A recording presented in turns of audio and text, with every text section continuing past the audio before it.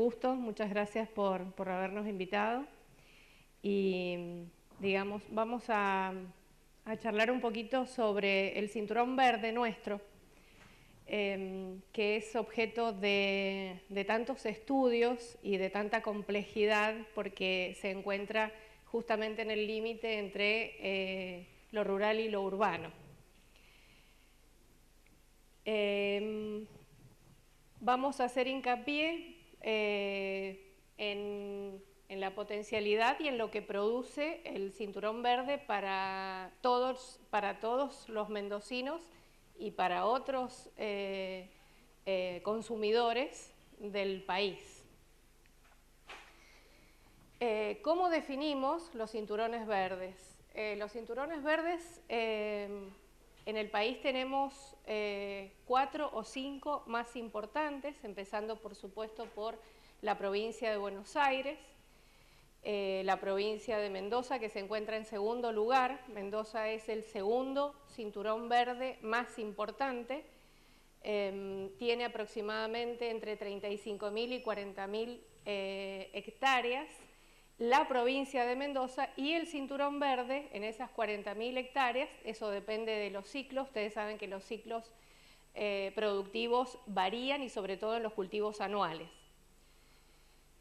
Entonces, se dice que los cinturones verdes son cinturones que, regiones o zonas que producen alimentos de proximidad para las ciudades. Nuestro cinturón verde se encuentra a solo 15 kilómetros de aquí y abarca una franja productiva muy fértil y muy dependiente del agua para riego, que va desde el sur de la valle hasta prácticamente el límite con Luján, incluyendo algunas zonas de Luján, pasando por Las Heras, que todavía tienen resabios de producción, y no solamente hortícola. Todo el cinturón verde no solamente produce, si bien vamos a hacer hincapié en la producción de hortalizas, el cinturón verde produce también frutas, produce vides, produce olivos, todos absolutamente dependientes del agua y de la sistematización del riego extrafinca y por supuesto también intrafinca. El problema que tenemos con los cinturones verdes es que existe una tendencia mundial a reducirse porque justamente están en la frontera entre lo rural y lo urbano. Por lo tanto, se ven muchas veces asediados o rodeados por otros procesos habitacionales que van ocupando tierras que no tienen, digamos, cuyo destino es mucho más valioso para producir comida, para producir alimentos, que para albergar distintos tipos de construcciones. Estos espacios se encuentran como una tendencia mundial. La población urbana va aumentando y va disminuyendo la población rural. Por supuesto que cada zona tiene sus particularidades y por eso vamos a hacer hincapié en el cinturón verde mendocino, que es el que yo les contaba recién, desde donde aproximadamente se extiende desde la valle hasta Luján, y acá solamente para tener, digamos, una matriz productiva de la provincia. Fíjense en ese mapa de Mendoza, yo siempre lo utilizo porque en realidad los oasis cultivados, ese 3% del que se habló esta mañana, son los que están en el mapa pintados de verde, y son los oasis productivos, los suelos que son suelos con utilidad agrícola y que son fundamentalmente irrigados, ¿no es cierto?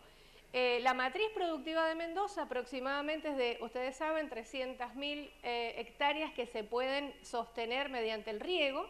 No tenemos inundaciones, tenemos, digamos, sequías, y debemos cuidar, digamos, cada gota del agua que tenemos.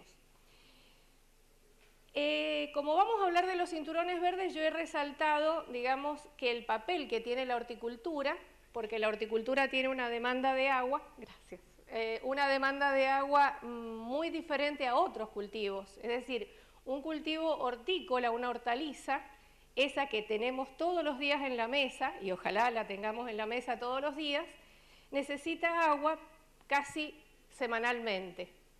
Por lo tanto, fíjense qué dependientes que somos. El resto de la provincia es zona de secano, es zona árida, donde se llevan a cabo otras actividades. Pero la producción hortícola abarca del total de Mendoza entre el 11 y el 13%, porque varía año a año y cada ciclo, digamos. ¿Dónde está enclavado este cinturón verde mendocino? Fíjense, ahí hemos puesto algunos datos de entre 32.000 y 40.000 hectáreas, eso depende de los ciclos de precios, etc. Ese cinturón verde, que también incluye la zona norte, comprende prácticamente el 50% de lo que se produce en Mendoza en cuanto a hortalizas. Junto con el Valle de Uco son las zonas más importantes. La diferencia del cinturón verde es que produce una gran cantidad de especies de hortalizas, más de 45 especies, ya lo vamos a ver más enseguida, y el Valle de Uco produce fundamentalmente hortalizas pesadas, tales como ajo, papa, cebolla. Esas son las hortalizas pesadas muy importantes en el cinturón verde, pero toda la variabilidad de la que podemos adquirir en los mercados, en las verdulerías, en el día a día, proviene del cinturón verde. ¿Quiénes producen esta horticultura en nuestro cinturón verde mendocino? Fundamentalmente productores pequeños, productores familiares. Y esto lo resalto especialmente porque las estrategias tecnológicas y de trabajo se condicen con la tipología de productores que tenemos en la zona. Si bien hay productores capitalizados, la presencia de productores familiares, pequeños, con una gran demanda de mano de obra, pero muchas veces aportada por la familia, es la que predomina en el cinturón verde, donde la subdivisión de la tierra es muy grande. Existen superficies de fincas, de predios de 2, 3, media hectárea, 5 hectáreas. En el cinturón verde muchas veces una finca o un predio de 10 hectáreas es considerado una propiedad grande. Fíjense cómo cambian las dimensiones si hablamos de otro tipo de producción, ya cambia la unidad económica o la unidad productiva. Solamente para tener en cuenta qué es lo que genera el cinturón verde, y siempre pensándolo desde la mesa nuestra de todos los días cuando vamos a comer o vamos a consumir. Solamente para tener una idea que estos números multiplicarlos en el cinturón verde por 2, y no vamos a errarle demasiado, solamente 20 especies que hay ahí entre Maipú y Guaymallén, más de 7.000 hectáreas, pero el cinturón verde en total tiene cerca de 14.000, entre 12.000 y 14.000 hectáreas que se producen tanto de especies hortícolas de verano como especies hortícolas de invierno.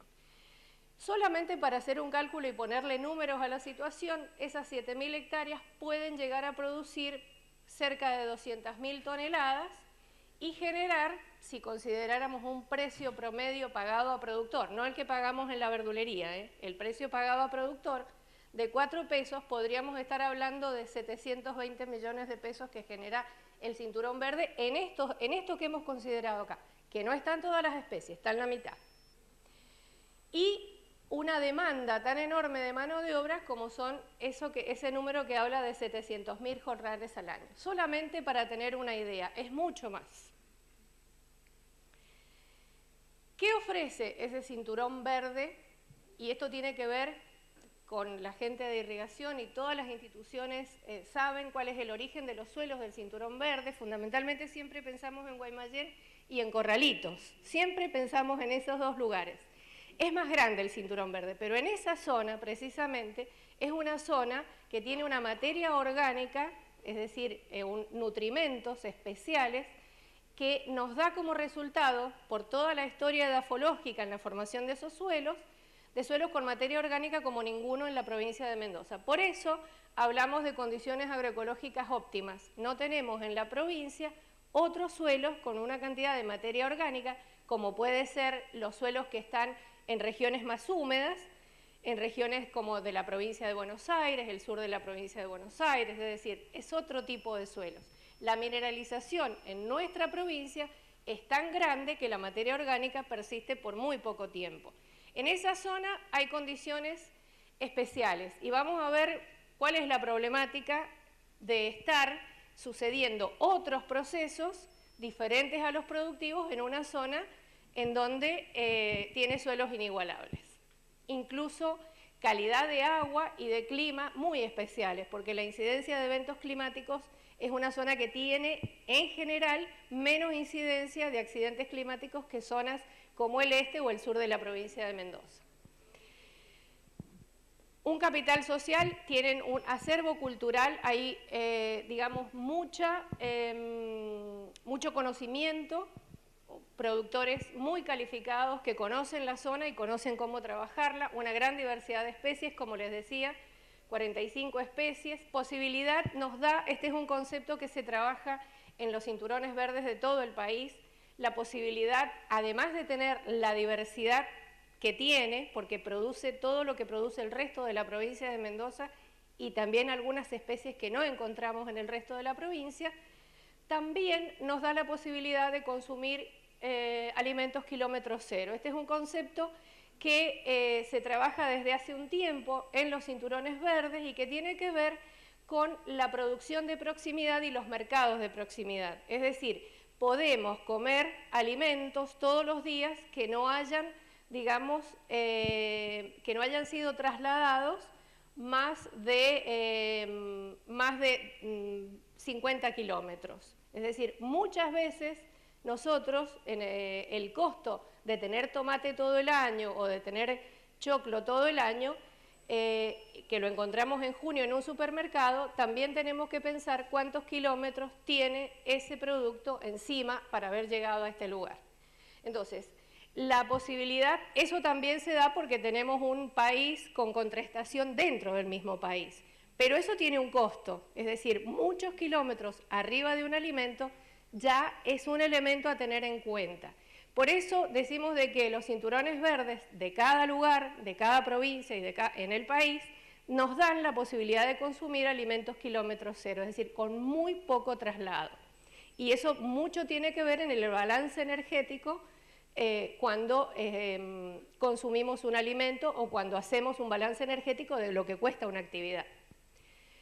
Es una zona que tiene infraestructura, tiene caminos, tiene red de riego, tiene energía eléctrica, y esto que es una fortaleza también puede ser una debilidad porque da lugar a otros procesos más urbanos, es decir, donde hay agua, donde hay riego y donde hay camino, es un lugar lindo para vivir. Existen proveedores de insumos. Este cinturón verde se considera que es un polo agroalimentario por la gran cantidad de productos en el cual se producen allí, que se transforman la mayoría de los productos, el 95% es para consumo interno y algo de externo para la agroindustria o en algunas hortalizas como por ejemplo el ajo.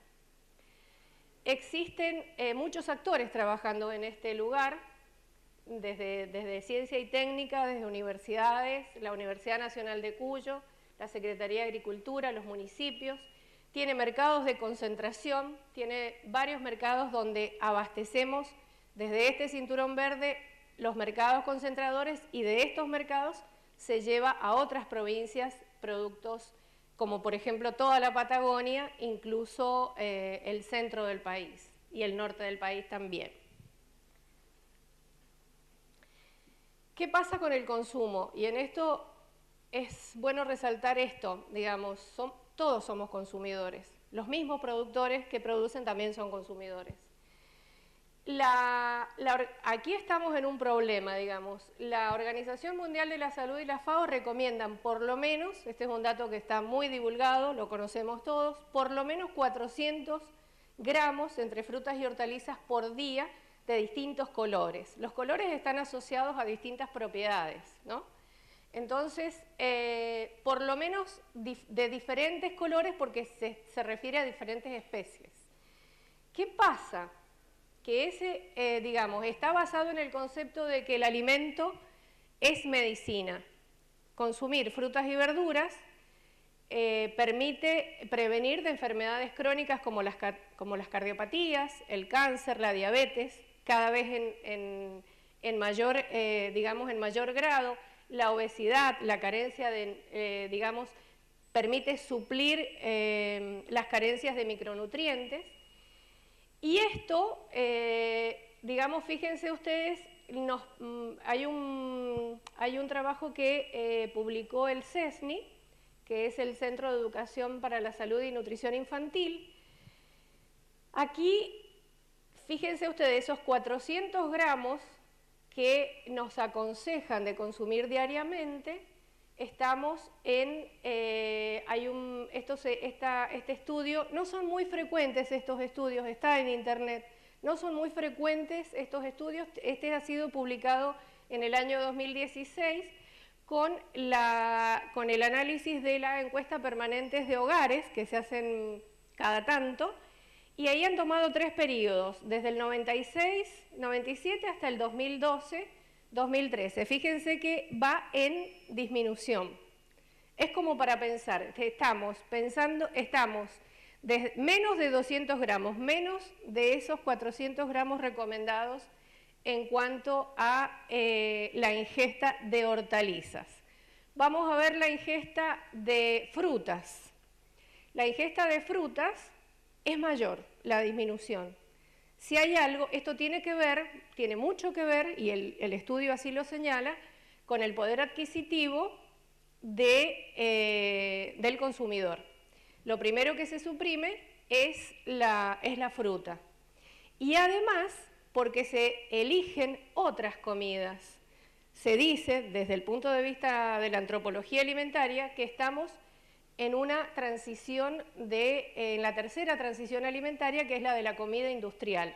Es decir, estamos supliendo las frutas y las verduras por otro tipo de comidas muy promocionadas muchas veces, muy cargadas, digamos, de hidratos de carbono y de grasas, que son elementos energéticos, pero que en realidad están reemplazando una dieta alimentaria más parecida a la del hombre paleolítico. Hay dietas que se llaman las dietas paleolíticas, son aquellas en donde se consumía frutas, verduras y algo de carne. Fíjense que acá estamos, es el 41% menos.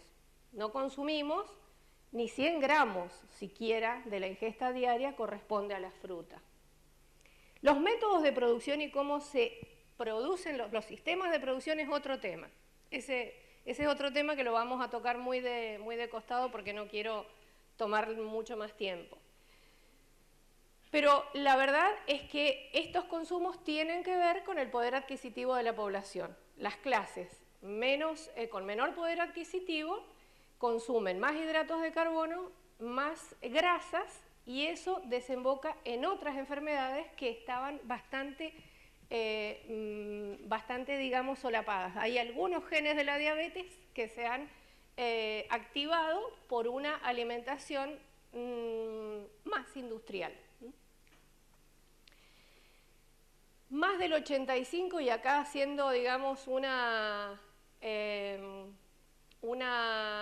relación con el riego, es decir, nuestra provincia trabaja con riego, zonas donde hay aguas urgentes y zonas donde tenemos riego por goteo o a veces no podemos producir por falta de agua. Más del 85% del contenido de la fruta y las hortalizas es agua, y ese es el riego que nosotros tenemos en la provincia, el clásico, riego por surco. Esa es una zona de la primavera, hay agua surgente, ahí el agua no es problema, es abundante. Casi que habría que trabajar o hay que trabajar en encauzarla y en usarla mejor. Esa zona es de tierras negras. Yo he sacado muchas fotos de esta presentación porque no quiero tomar más tiempo, pero la relación está. Y ahí tenemos otros sistemas que es donde nosotros trabajamos en el riego intrafinca con las mangueras o cintas para riego por goteo, en donde, digamos, un cultivo, diríamos, dentro de las hortalizas es un cultivo más extensivo y ya se están produciendo en la instalación de riegos por goteo. Esa es, digamos, un poco la propuesta o la estrategia que planteamos para poder adaptarnos al cambio climático y para poder adaptarnos digamos, a la dotación de agua que tenemos disponible. ¿Cuál es el problema?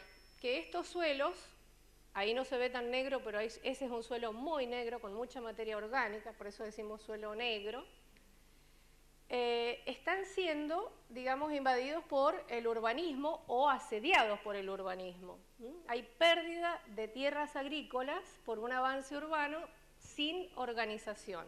Si bien tenemos un plan de ordenamiento territorial y que ya los municipios tienen la obligación de ponerlos en juego, tenemos entonces que en esta zona tenemos más de 1.200 emprendimientos urbanos, 800 nada más están en el distrito de Corralitos. Si se dan una vuelta van a poder ver, digamos, cómo sobre esas tierras negras hay emprendimientos urbanos, tanto de viviendas sociales como emprendimientos de cerrados.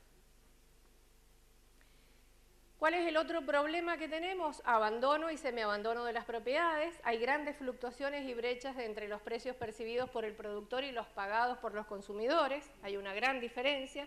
Eso hace de que la atracción a seguir produciendo sea cada vez menor, ¿no es cierto? Y mucho más rentable la venta para un emprendimiento de otro tipo.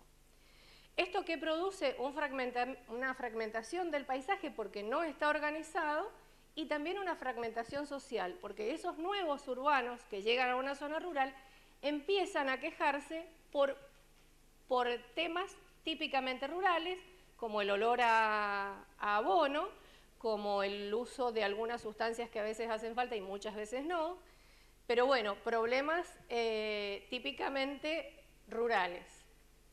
No tengo mucho tiempo, en realidad las estrategias que nosotros ofrecemos es la de producir mucho más cantidad en menores espacios porque sabemos que vamos a tener cada vez menos espacio para producir y ahí profundizamos en los sistemas de riego, como les decía, por surco, por goteo, por aspersión, si es que se pueden adaptar, y también con estructuras, cultivos protegidos y también con cultivos forzados. Esto es lo que de alguna manera hacemos hincapié en las estrategias de sistematización de riego intrafinca, porque lógicamente que hay otras instituciones que se encargan de hacerlo fuera. Esta es un poco, y estoy terminando, las grandes problemáticas, ese equilibrio racional, todo es posible, pero ¿de qué forma? ¿No es cierto? Todos tenemos derecho a todo lo que es posible, pero ¿con qué equilibrio? ¿Cómo logramos ese desarrollo sostenible? ¿Cómo hacemos uso de la innovación para llegar?